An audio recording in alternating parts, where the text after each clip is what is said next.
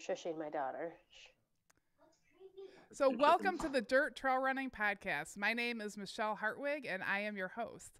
I am also race director for many Midwest trail races like Kettle Moraine 100, Hennepin 100, and next year Midwest States 100.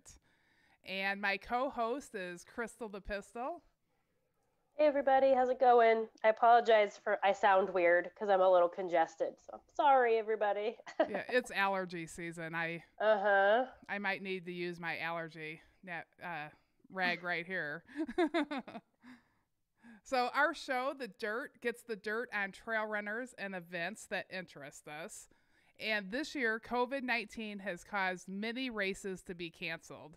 That included Kettle Moraine 100. And it is disappointing for all the runners that have spent months training for the races and wanted to finish the distances that they trained for.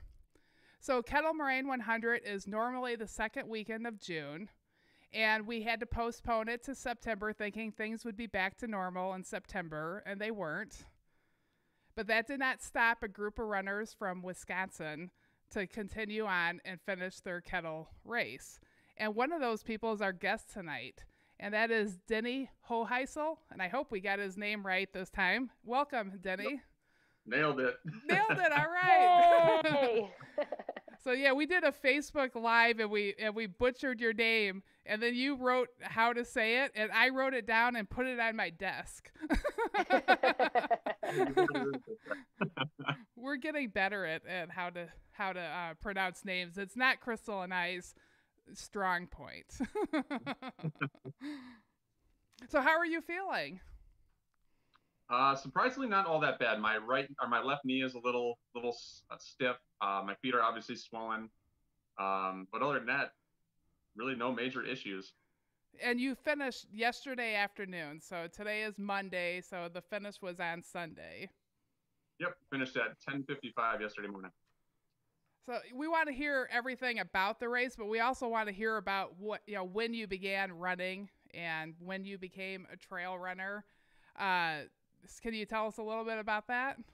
Yeah, so actually, I started running when I was just about to turn 30. I was sitting on the couch with my kid, and I looked down, and I'm like, I got to do something about this. I wasn't big. You could see, something I didn't like.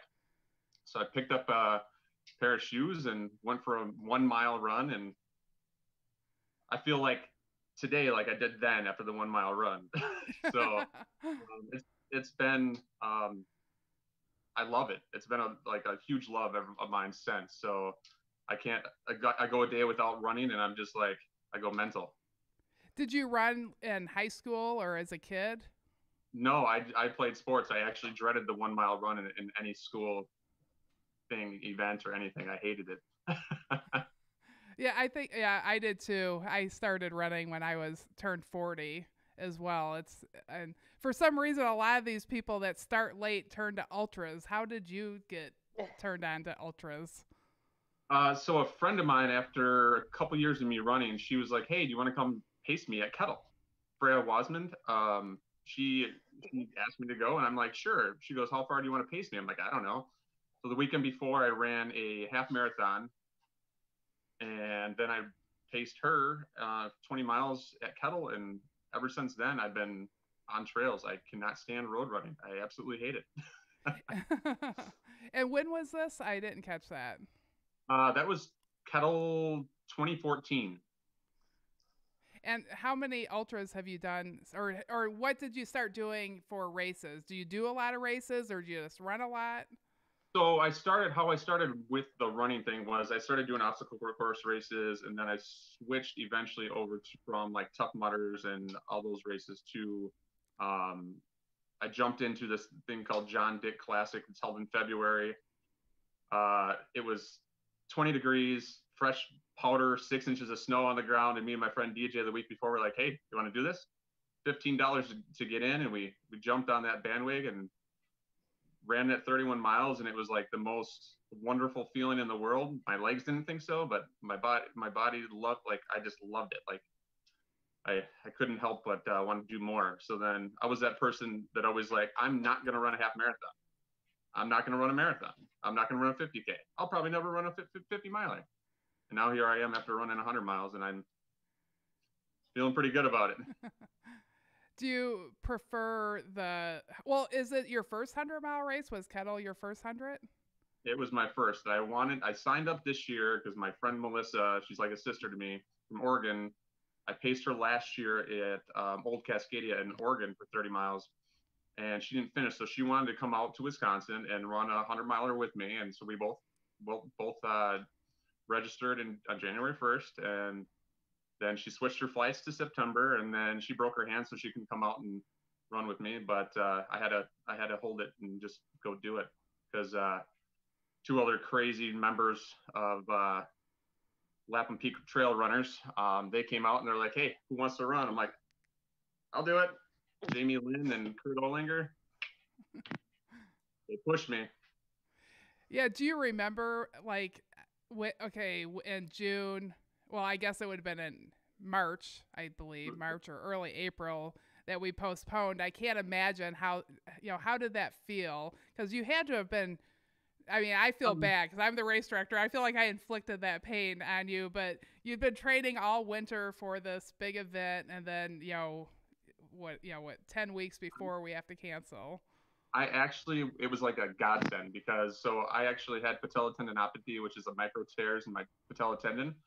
So I didn't run from January 1st till mid-March. So at that point, I really hadn't been training. So I was like, oh my God, I have time to train now. Let's get this done. And then once my training got back on track, I was out there killing it. And I didn't think that 100 miles was gonna feel the way it did. It felt better to me than running some other races that I've run. So I loved it.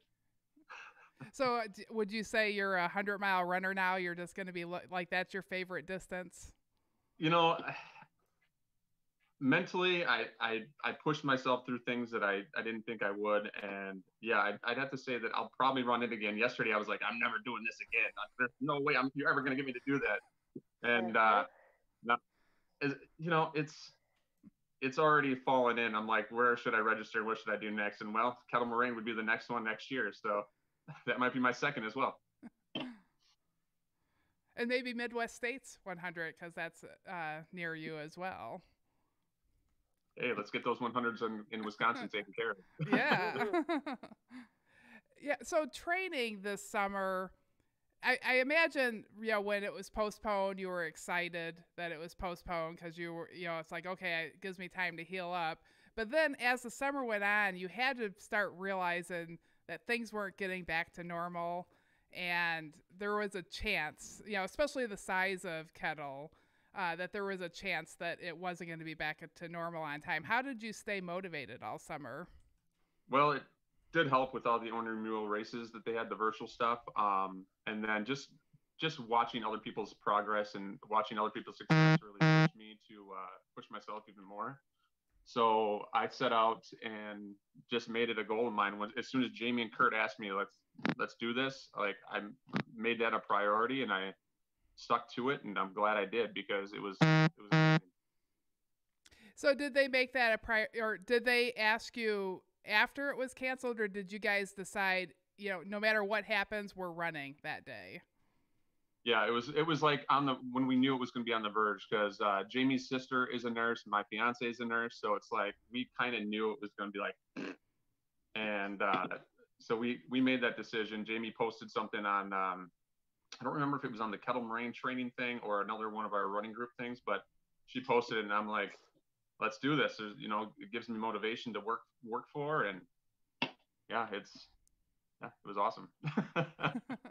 I find it really fascinating and I wish I could do it. I wish I was trained up to do one of those right now, because like that adds a new challenge, because running 100 miles, the high of that is you can't match it to anything else, because go through so much stuff.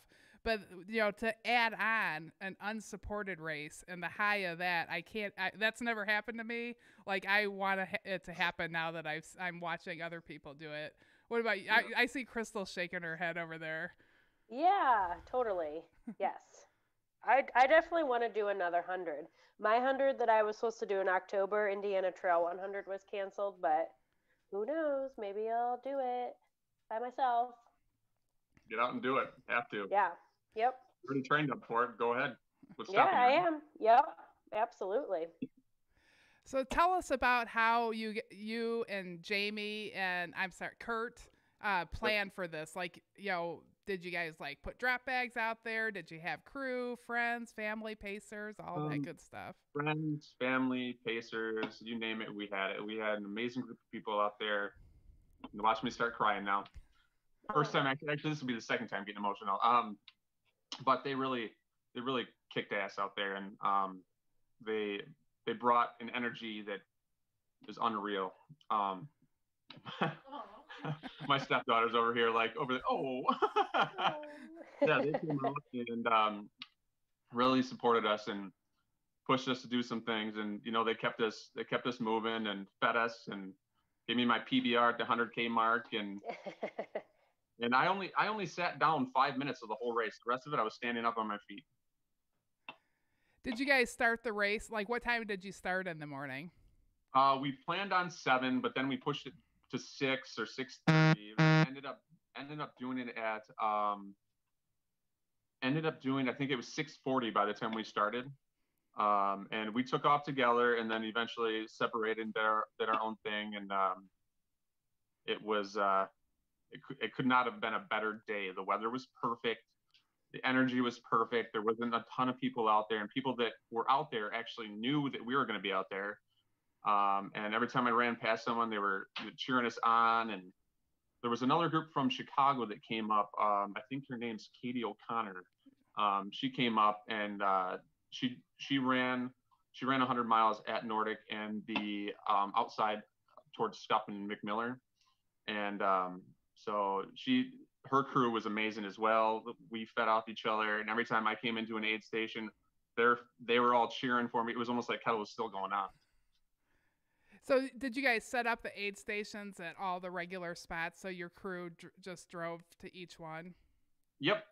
And the exception of Tamarack, except for one time when I'm going to have to call him out on this one. Brandon Becker got lost going to Bluff, so then he had to get somebody else to go in there and show him where Tamarack was, and then so they ended up taking my car onto the trail through the woods. So they met us right on the trail, gave me what I needed, and went up to the 100K point, and it was pretty awesome.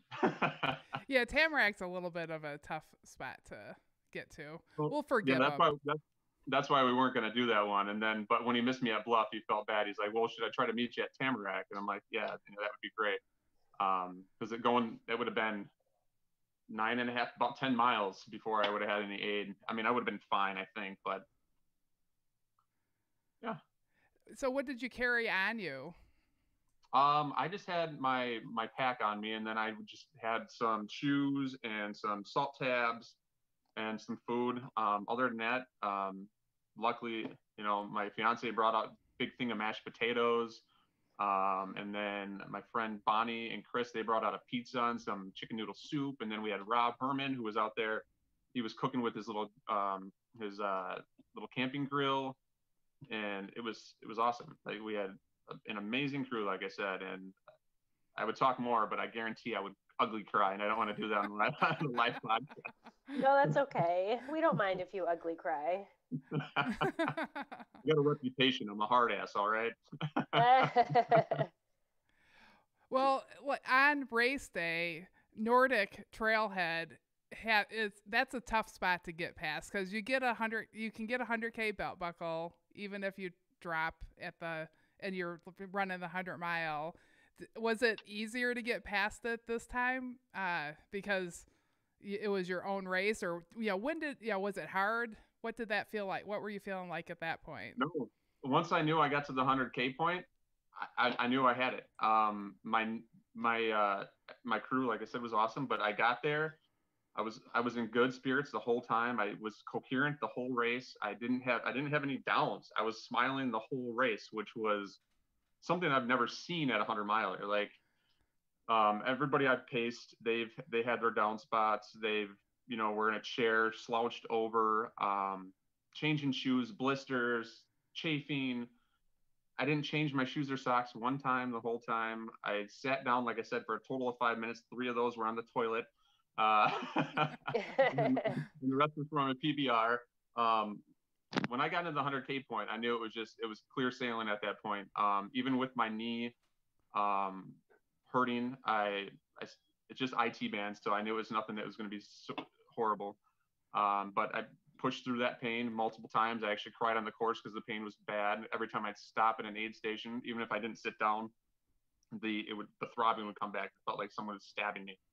But after about 5 to 10 minutes, it would go away, and it would be good. And then I'd stop again. But that's my only downside of the whole race, honestly. It was amazing. The person that you were talking about, Katie, that's from Edge Athletic, and we had the owner of Edge Athletic on our podcast a few weeks ago. I forgot that she was going to be out there. I'm so glad that you guys got to see each other. Yeah, we ran into each other down at Scup, and I ran into her. I purposely got there a little early because my friend Will Sessions, he was going to be out there, and he was going to run the 100K. He attempted and ended up unfortunately dropping, but he pushed as far as he could. For being a type 1 diabetic, that's pretty badass.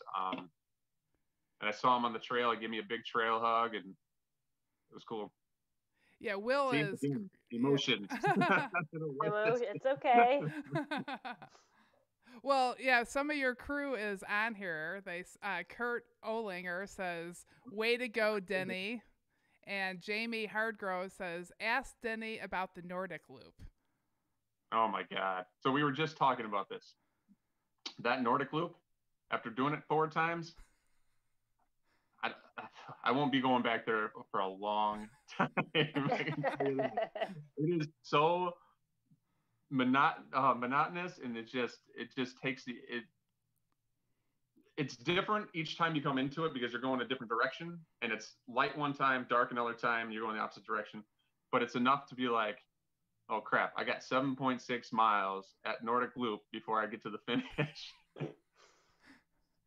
Yeah, so I'm also curious of what course you did. So DNR asked us to take out or to change our course a little bit this year. Yeah. So we had did you run the original course, or did you? I went the OG style, and I went OG and ran the original.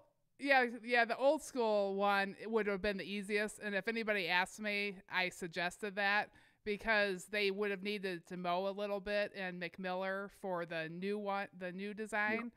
Yeah. And the new design added quite a few miles in McMiller, but it made a really great aid station there. So there was lots of parking, or, it would have been a lot of parking for everybody.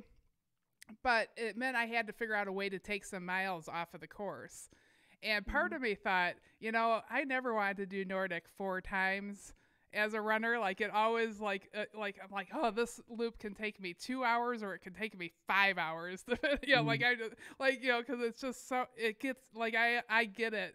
But then I'm like, that's not really fair to the race. Like Nordic, that's part of it. Like you have to suffer through that tough part of the course. And I ended up keeping it in there, even though I could have taken one of the loops out. So the way we redid the course was Scuppernong, you don't do twice now. So it's not out and back. You cross the street. Yeah. Which Scuppernong's a tough part of the course as well.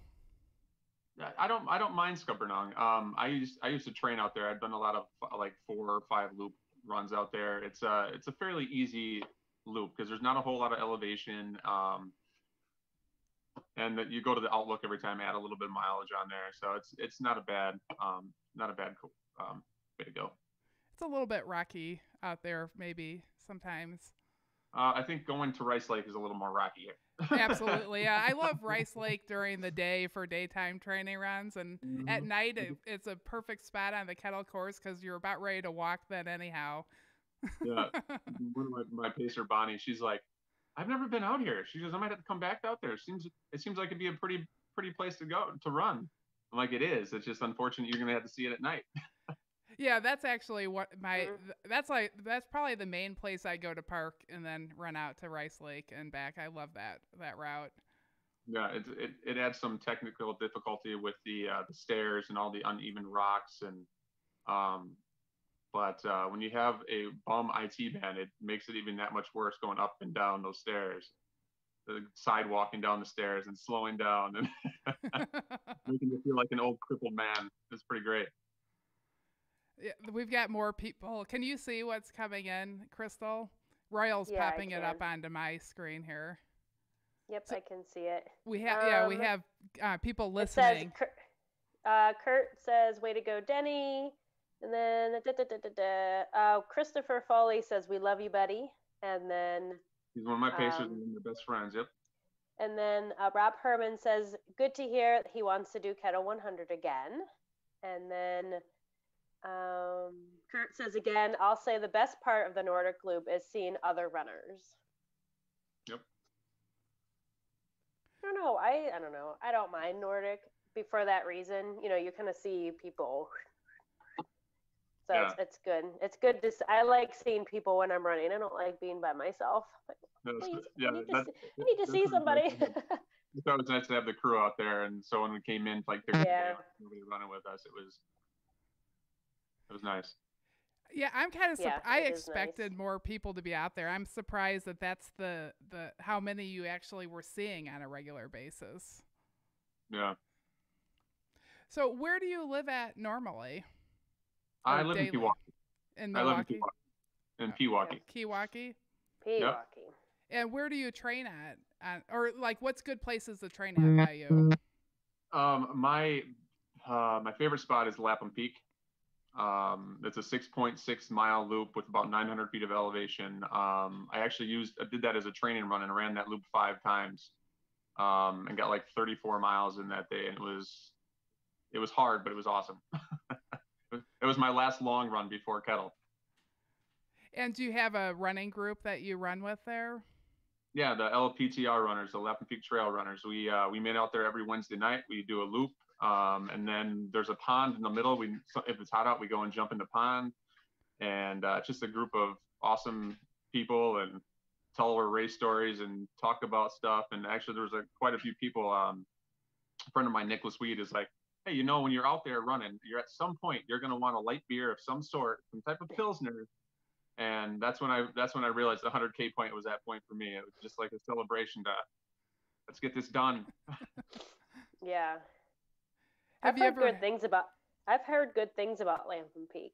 There's a lot of the Trail Sisters in Waukesha like to run at Lapham Peak, so I hear about it all the time. I'd like to get up there and run it. It sounds awesome. Yeah, it's a good loop, and plus the Ice Age Trail runs straight there through there too. Mm-hmm. So you can do like an 11-mile out and back, or you can do the 6-mile loop, or there's multiple loops inside that. So if you ran out there and did all the loops, you'd probably get 20 plus miles in there, I would assume. Oh, cool. All the loops you can run. Yeah. I know when people are looking for a place to go run at, where is it? Can you get lost in there? Like how did you manage it the first time, or did you go with somebody? Oh, the first time I went there, I actually went and like read the signs on the course, and they have so many signs on the course that there's really no chance of getting lost, unless you're completely oblivious to the signs and not reading maps and stuff. But it's so well marked out there that it shows on every turn, and they make new signs if something falls off. They got nicknames for the hills out there. One's Asthma Hill, one's the Wall. They have what was the there's the Magic Carpet Ride, and then there's like Gut something. Somebody help me out there. Come on, there's somebody out there that knows this. Gut Buster, that's what it is. There we go. Oh, brain fart. See, I'm still tired. I think that you're doing amazing. I am always very dramatic after 100, and I hurt more than anybody's ever hurt before. I actually want to go for a walk after the fiance gets home, Tina. When she gets home from work, I want to go for a walk just to loosen everything up. And my knee hurts, but I'll just look like she's walking an old crippled man down the sidewalk. No big deal. Maybe I'll put a leash on too. That'd be fun. There you go. So your fiance, when are you getting married? I don't know. We got engaged right at the beginning of the pandemic. Actually at Lapham Peak. I proposed to her at the tower. Actually, I had the kids climb the tower. They held signs up. And Oh.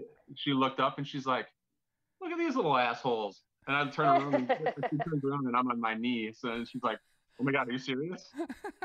So it was a pretty awesome memory. That's something I'll never forget. Oh, that's perfect. I love That's that. Yep. really cool. So you haven't started the wedding plans. I mean, with COVID, it's so hard. No, I think we're probably going to shoot for like 2022. We got some other trips and stuff. We want to buy a house. We want to go to Nairobi. We want to go to Colorado and ski. So we got a bunch of other stuff we want to get accomplished before we get married. Spend money on the marriage, the wedding. Yeah. We want to do it in our backyard with the way we want to do it too. So you're already committed for the rest of your life, but you want to like do the other stuff first before planning the big party. Exactly. I'm sorry. You got can we see your medal that you got for your? So Brandon Becker may not be very good with directions, but he's an awesome friend, and he made this. It's the shape of an owl. I'll try to. Too much glares, but it says Kettle Moraine 100 FA for fat ass finisher, and it's cool. Yeah, it's really nice. When he posted something a couple days before, and we were all like, "Wait, what?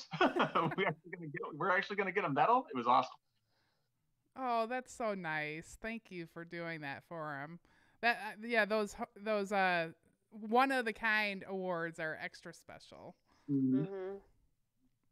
Yeah, sorry I couldn't make it down there with schedule and stuff. And plus, if I would have gotten down there this afternoon, I probably would have had to sleep down there. Yeah. Right. Well, we do now have a bed here at the trailhead. Oh, noted. Check. Got it. Yeah, so Crystal hasn't been here since we got a bed.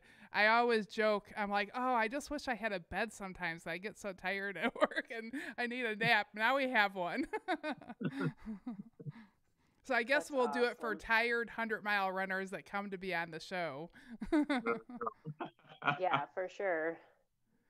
Yeah, so it sounds like you had a pretty awesome experience doing the kettle fat ass, and you had awesome people helping you. And I gotta say, mashed potatoes, that is the way to go. That's what I like to eat when I run long distances. Just a bag, like a Ziploc bag, and then I cut a little hole in the end, and I just squirt it into my mouth. Oh my God, that's amazing. I'm gonna have to do that next time. Noted. So funny. Mental note. I've always thought that we should have like a mashed potato bar at the aid stations where you could go through. Like, I think I'll take a little bit of gravy. I'm gonna have a little cheese, maybe some bacon on here. Oh my gosh. That would be awesome. That sounds amazing. Someone please, if you're running an aid station at one of Michelle's races, mashed potato bar. That. Mental note. Well, maybe Crystal and I mean, we are going to be just hanging out at Hennepin on Hennepin weekend at the 50-mile finish line. And we'll just happen to have a lot of food that maybe anybody that goes by might want to eat. And maybe we should do mashed potatoes there. We never know who we'll see on the trail. But the question is, will I eat all of the mashed potatoes and nobody else will get any? That would be my downfall as well. That could happen. Yeah, that would be like my one meal. Like if I had one thing that I had to live the rest of my life off of, it would be mashed potatoes. far and away. Yeah. That's actually a good idea. That's a good idea for a new Ornery Mule Stubborn 5 question. What would be your one meal for the rest of your life? One thing, what would it be? That is cool. Okay, well, I guess we're having mashed potatoes at Hennepin. But it's Michelle, very unofficial. It's not a race. We just happen are going to be there. We're just gonna randomly be at the 50-mile finish line on Saturday, October 3rd, which is also my birthday. And I did also hear that Michelle was going to make me a mashed potato birthday cake. So So yeah, it's just like a social distance birthday party for Crystal, and anybody that comes by will have like chicken soup until like midnight. and mashed potatoes. Sugar cake, a timeline. Potato cake. And then we're Treats. heading to Kelowna at midnight. And we'll just happen to be there with a bunch of belt buckles if anybody happens to come by and need one. Right. Well, Awesome. That's so cool. I know. I totally forgot that it was supposed to be, kettle was supposed to be over the weekend. And then on Sunday, I'm like, oh my gosh, look at all these people running that kettle. I totally forgot it was the rescheduled date. And you guys had awesome weather too.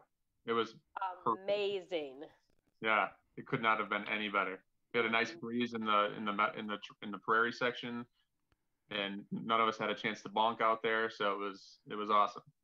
Yeah. I've seen a lot of death at Kettle during the prairie. Yeah, so you've experienced Nordic, but you need to come back and experience the death meadows. Yep. Yeah, exactly. They are tough. I've seen so many runners come in and out of the prairies just looking so beat up from the sun and the humidity that all the green puts out. And we didn't have any of that. The nice breeze, there was no humidity. So I'm sorry, but I'm not sorry that we had perfect weekend. Right. If it would have been last weekend, it would have been awful. It would have been a lot of rain. Yeah, I mean, this might be the first ever weekend of Kettle. I mean, 25 years. This would have been year 25. Next year will be 25. That's going to mess up the math for everybody when they try to figure out what year the race is. But yeah. I don't think there's ever been... Did you guys have any lightning? I think 100% of the time, even if it says there's not going to be any lightning at Kettle, it's still lightning sometime. The only lightning we had was when Brandon would flash the lights on my car because I have firefighter lights because I was a firefighter for Okachi department over the last couple of years, and I had lights in my car, so he'd flash them when he'd come into the aid stations.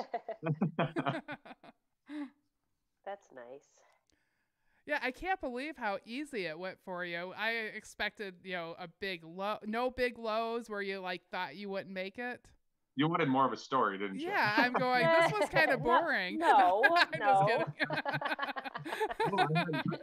I had zero lows, and I credit that to the crew, and my mindset was if something started hurting, I would ask the question, why am I here? And the answer obviously is to finish this shit before I turn 40. Bottom line, I needed to get this done for me. That's great. I'm super proud of you. Congratulations. I just absolutely love this story. I love this story, even though you didn't have any big lows that I expected. Yeah, even though you didn't die in the meadows, it's still a good story. No, exactly. No death meadows for me. And like I said, I did everything the opposite of what I've normally seen. I didn't hit any lows. There was no hallucinations. There was a big joke going into it that we were going to see Bigfoot out there. So every time we smelled something funny, it's did he get drunk and pee on himself the night before? Is that what we're telling? Yeah, it was perfect. Couldn't have asked for a better weekend. That's great. Yeah, we should have a race there. Well, we were talking about having a race there that weekend. That's actually why we had that date that we were able to postpone it to, because it would have been the North Face 50-mile race weekend. So we had reserved their race weekend, and we were going to put on an Ornery Mule Challenge race. And then when COVID hit, I asked DNR, can we just use that race weekend for Kettle postponement? And then that's why we did. So it's really nice to hear that the weather's so good, and hopefully it works out for next year and we're back to normal, but who knows what will be. Well, crossing my fingers that everything starts going down, and it's tough. This year is tough for a lot of runners. I know a lot of runners who are taking it pretty hard, and try to keep them positive, and they're still out there and doing their thing, but they don't want to do virtual stuff, and they're just exhausted with COVID, and it's like they're giving up on 2020, altogether. It's tough to hear that, but I have a lot of friends that are the opposite way, which helps me and everybody else. So yeah, you've stayed very positive all year. I've watched that, and I mean, you have to. I had about a week where I was just like I felt like I had 1,000 pounds on my shoulder, and then I was just got busy and just said, I'm not gonna let this take me down. I'm too selfish. I want to have fun. I want to enjoy my life, and Right. so find a way. Yep, exactly. So what's next for you? What are you out looking for? What's your next big adventure?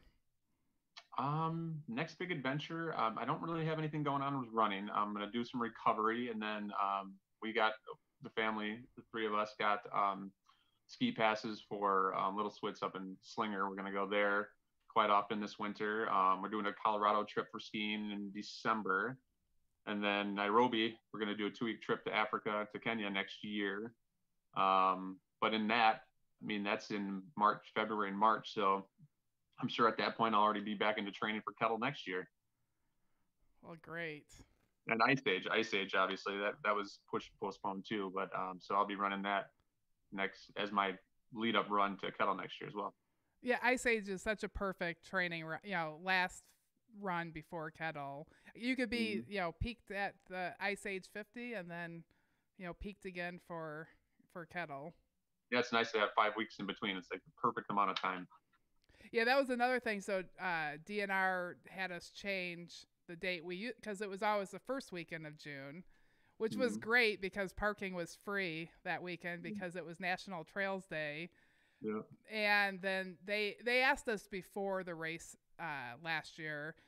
They said that it just gets so crowded that there's people that they're trying to get new people to the trails, and they don't want to come to the trails because we're like all over the trail. So they asked us to change to the next weekend, which I think in a way it actually matches up better with Ice Age 50 to look on the positive. Yeah. They said I could go earlier or later, which earlier would have been way hard with Ice Age.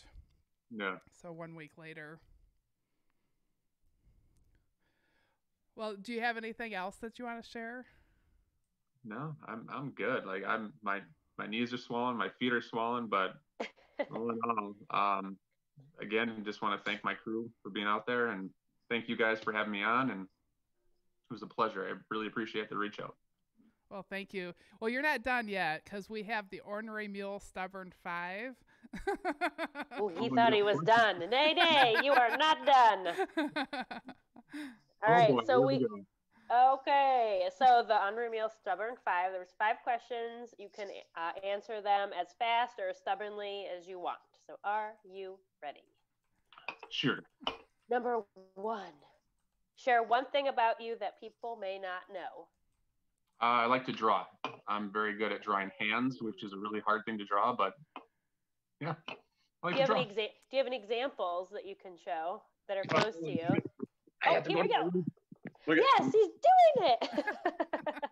I got one I called this Curiosity. It's a drawing I did on COVID. Let's see. See if you can actually see it. Oh my gosh. Oh yeah. Oh my gosh. Oh, okay. I see COVID. Yes. Wow. Look at those hands. That's really good. Yeah, you are good. That's good. That was really good. Thank you for showing us. Of course. All right. Hold on. Wait till you sit back down for number 2. Not that it matters, but. All right. Okay. Number 2. The first pair of running shoes you had were? Let's see. They were Asics, and they were horrible. They hurt my Achilles. So then I switched to Nike Free Run, and I realized that I needed the more cushy, more free running shoes. But now I won't do anything but Topo. Okay. All right. Number 3. Have you had any epic hallucinations while running? Unfortunately, no. I kind of wanted those stories, like somebody to be like, hey, you said this or you saw this, and no, unfortunately. You have time. You have plenty of time to hallucinate. We'll work on that for Kettle 2021. Number 4, who was the biggest influence in your life? Biggest influence in my life? Well, that is a hard question. I really don't have a good answer for that. So I'm going to say Jesus, even though I'm not really religious. Hey, that's all right. Amen. Amen. Hold on a second. My future stepdaughter said to say it's her. She's going like this, standing over. Okay. Yep, that's right. Say hi. What's her name? We want to say hi. Nadia. Hi. She says hi. All right, and number 5, favorite treat for a job well done. Favorite treat? It's either cookies or cake. I gotta go with sweets, and I always have a bag full of peanut butter M&Ms, and then also gotta go. You gotta go with a good easy IPA or anything too. So yeah. Crystal normally has a bag of candy sitting there by her. Do you got your candy today? It's that in that direction. I have my bowl of candy over there. I had to have my tea here with me in my cool cup, so I moved the candy over. Okay. Typical. Nice. Well, you passed. Very good job on all of your questions. A+. Let's see. The couple more people commented. Oh. So all right, let's see. Hold on, let me look. Okay. Okay. Yeah, mashed potatoes. I know, Rob. I know, mashed potatoes. Right. Chris said the night was so clear that you guys could see the Milky Way. That's pretty amazing. The Milky Way, which is awesome. Oh my gosh. And then Rob said again, Denny was quite strong through the whole run. Yes.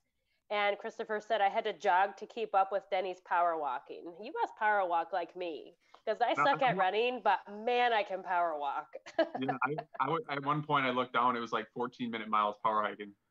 Nice. That's what I was doing at the end of Hennepin 100, and Debbie was my pacer. And like, I didn't want to run. I was like, I can't. But I was like power walking, like, God. She's like, oh my gosh, you're moving really fast. Why don't you run? I can't.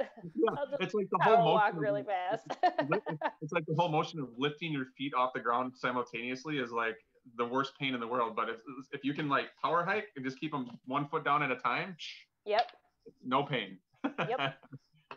So we all need to work on our 14-minute mile power hiking. I mean, if you did that the whole race, that's a pretty fast 100. That's like, I think like 25-hour range or something like that.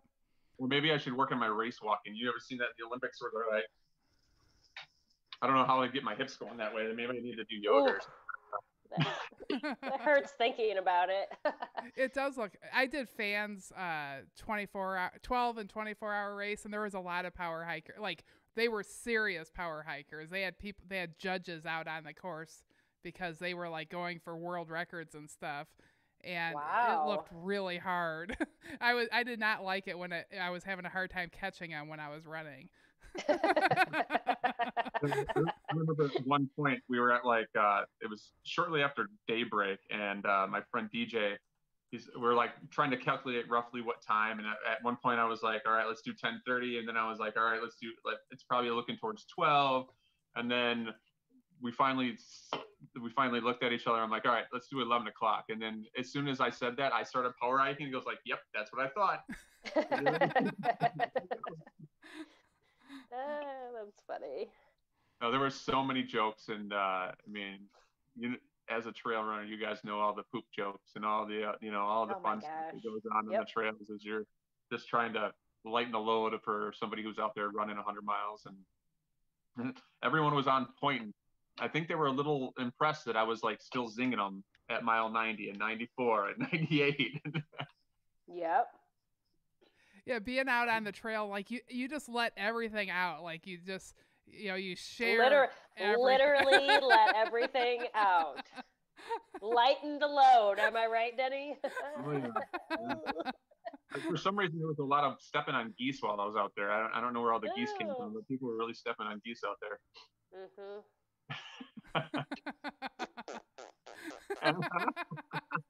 Those darn barking spiders. They were up at Kettle too, weren't they? Gosh. They're everywhere. They're everywhere around me, I know. They're everywhere. Oh, yeah. And it's like when you're at the gym and you're doing that, you just blame it on the old guy next to you. Just always Yeah, make be like, the old person. You're like, dude, "Ooh." what's wrong with you? Like, why? Oh my gosh. You guys are cracking me up. Well, it's funny. Farts are funny. That's why. If you don't think farts are funny, you can't be my friend. That's number one rule.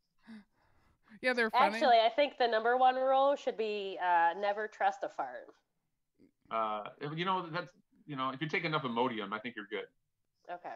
That's another trail secret. If Mental people who have never note. run 100 miles or any type of race take Imodium, 2 tablets before the race, no issues. Okay. Because then you can fart and not be worried about it. My friend DJ calls it vitamin I. He's like, oh, you need a vitamin I? I'm like, I'm good. Vitamin I. I Vitamin like that. I. I need to make a note of that. I told him, and he was slinging me Advil all night, so I called him my street pharmacist. Oh my gosh.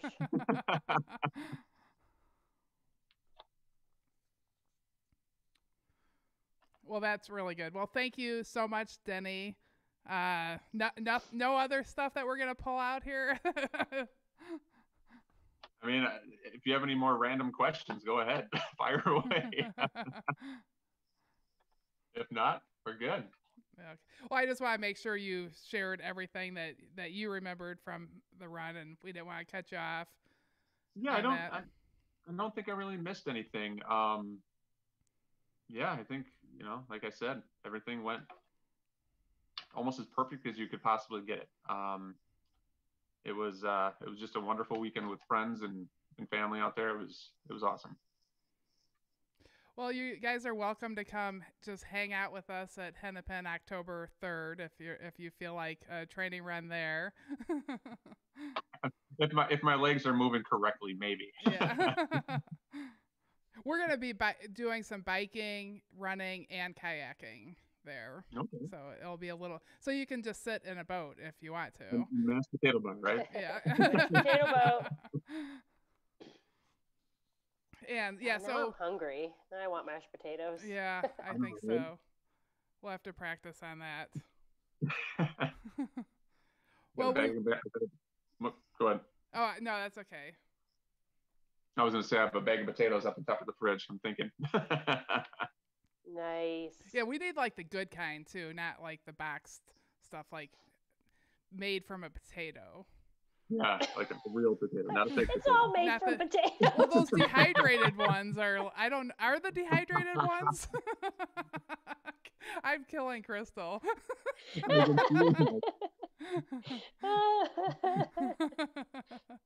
Don't knock dehydrated potatoes. Do you like dehydrated potatoes? Yeah, because it takes 4 minutes in the microwave and you have a bowl of mashed potatoes. So in a pinch. I'll have to try them. I'm not the type of person that's gonna like boil the potatoes and then slice them and no. That's the only way I've ever made them is boil them, slice them up. Well, my potato cake will be really good then, won't it? Her mashed potato birthday cake. Oh my god, that's awesome. I expect pictures of this cake, by the way. I need the proof that this is actually happening. That's so funny. Oh boy. Well, thank you again. And we need to thank Coach Loretta. She helps organize all this for us. And then my son Royal, who I point to over here every once in a while, you can't see him. He does all the technical stuff that is a pain. And he's really smart, and thank goodness we have Royal because he does all this for us. And then of course Crystal and Kaylee that shows up for us every once in a while. Oh yeah, she's over here. You want to come and pop in and say hi? She's coming. Hello. Hi Kaylee. Are you coming for the birthday party? October 3rd? Yeah, she'll be with me. All right. Are you bringing a bike? Yeah, I think I'm going to bring her bike. Okay, good. Right? Yeah. I don't know. And then we have... Okay, bye. Sorry. We're so smooth here on Zoom sometimes. Oh yeah, we're like, okay, go. And then, we we have a new Patreon page. You can find it on our Dirt Trail Running Podcast Facebook page. There's a link there. So come and join, be a Patreon for as little as $1. You get secret codes and swag and all kinds of cool stuff. So come check it out. Cool. And leave us reviews on iTunes. Wait, leave us 5-star reviews on iTunes. Yeah, that's better. Okay. Please, thank you. Yeah, we like good swag too. So we're out searching for like good thank you swag for people that want to be patrons. So we've been doing this for a year and we've never asked for patrons, but like we spend a lot of time on the podcast and there is an investment and we really appreciate all the people that have been listening. I mean, we are surprised at how many downloads we get and thank you. I mean, that's a lot of fun. But if you want to be a patron, we'll try our hardest to make it super fun and we'll have some really unique stuff behind the scenes for you. I'm surprised people have been listening to me for a year talk. To be honest with you, I know that some of the trail sisters in Waukesha are like when I'm on. Natasha, looking at you, hey, girl. Yeah, everyone, because at first we were filming 4 shows at once because we had to hire somebody to do it for us because we didn't have my cool son here helping us. And if Crystal missed 1 filming, she missed 4 shows. And I think you only missed 1 filming. But the Trail Sisters in Waukesha did not like that at all.